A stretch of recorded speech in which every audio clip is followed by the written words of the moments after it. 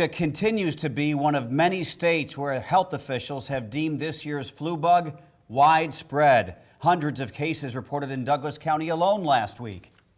It's never too late to get the flu shot. Even if the flu shot isn't covering things as well as we want it to, it does provide some protection.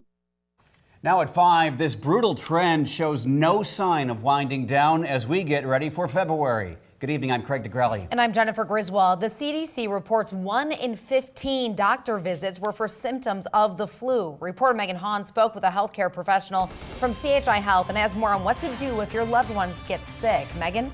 Thanks, Jen. Health professionals say if you have the flu and have to call out sick from work, one option is to call in to the doctor's office. This year has been pretty busy. I think I've heard that it's one of the worst flu seasons in about the past 10 years. The CDC says this flu season is already the most widespread on record. As the number of flu patients grows, many are turning to a high-tech solution. Virtual visits bring the doctor to the patient's home, day or night through a phone call or video chat. Have you ever had a sinus infection? I think a lot of it is convenient. Sometimes it's just hard to get out of bed, hard to get out of the house.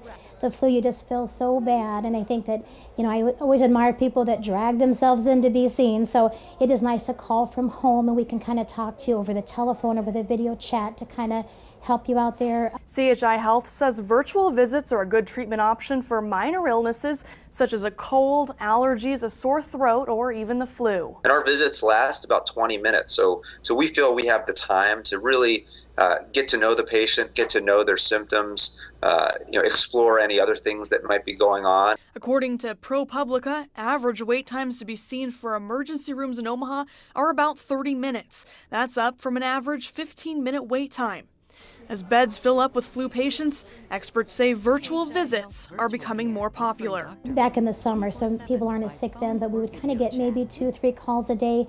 And now I think it can average more like maybe 7 to 10 calls a day, sometimes more, sometimes less.